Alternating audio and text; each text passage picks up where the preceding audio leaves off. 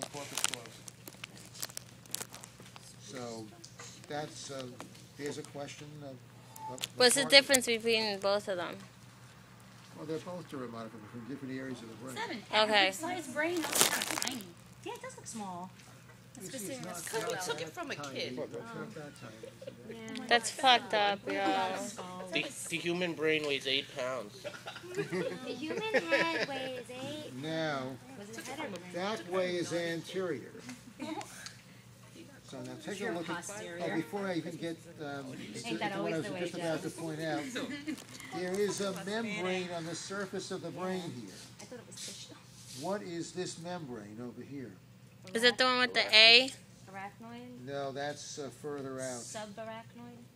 No, that's the one between. That's right. Pia mater. The membrane right on the surface of the brain is pia mater. Now, it had to be taken off over here so we could see this. Notice where it is on, you can't see the sulci that's here. Now, what is that? Yeah, the central sulcus. There's the central sulcus. So if I'm going to ask that, which is, it's guaranteed I'm going to ask the central sulcus. I can't not ask it. So I'm going to ask it on this rather than on the model. Wasn't on The central sulcus. And then which large areas does it separate from one another? the frontal to the... With a P. The frontal from, and with a P. Parietal. Parietal lobe. Parietal. Parietal lobe. And Temporal. then what, now here's the central sulcus. What is this right over here? The gyri. Central. Which one? It begins with a P. Gyri. It begins with a P. Gyri is plural, so it would be gyrus. Parietal. Yeah, precentral gyrus, correct. The precentral gyrus. Now remember, like, I'm not cheating, I'm smart. That out I there, know, I don't want to go touch all it now. labeled. Now, what therefore is this one? Yeah, the postcentral gyrus, that's correct. So, whenever I can ask it on actual material, I will, and I'll use the models for things that I can't ask on the actual material. So now, what is this over here? The whole thing, the whole region over here. Yeah, the temporal lobe. Now, what is this indentation right over here between the frontal and parietal above and temporal lobe below? Can't feel my hands. I don't think that's the right one. The posterior ramus of the lateral sulcus. We labeled that. Is that how we labeled it? Posterior?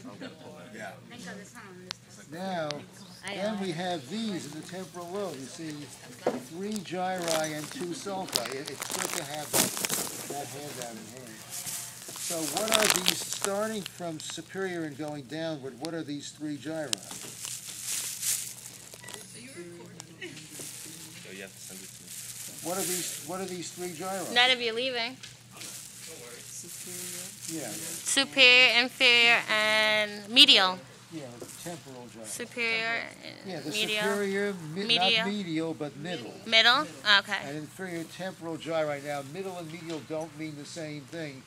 Medial means closer to the median sagittal plane. Okay. Middle just means in between 2 other things. Oh, I didn't know that.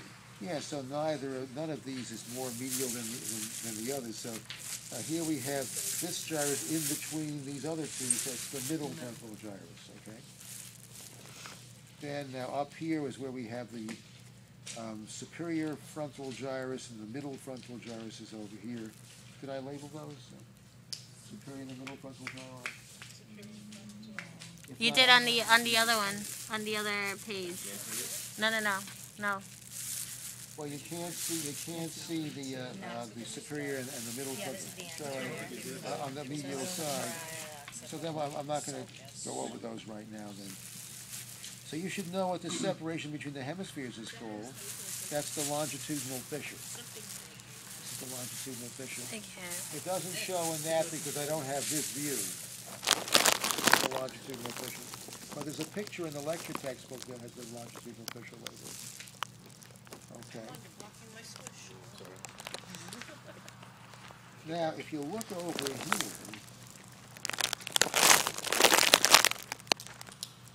you can see some of the colliculi on the top of the tectum. Can you point it this way? Yeah, those are these bulges right over there. So you see superior colliculi, then the the plane of cut was through the midbrain over here, so we can't see the inferior colliculi very well because of that. Where would the cerebellum be on the brain? It would be here. Okay. Now, just note these, however. You see this separation over here and these bulges? They look like testicles. Yeah, these bulges are the crura cerebri of the mesencephalon. They're on the ventral surface of the mesencephalon. So, yeah, the crura cerebri. That's in that graphic synopsis of brain regions. And then the fossa in between them is called the interpeduncular fossa. I didn't mention that before. There's no illustration that has this view, so I won't require that.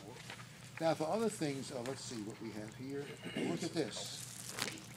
You should know this right over here.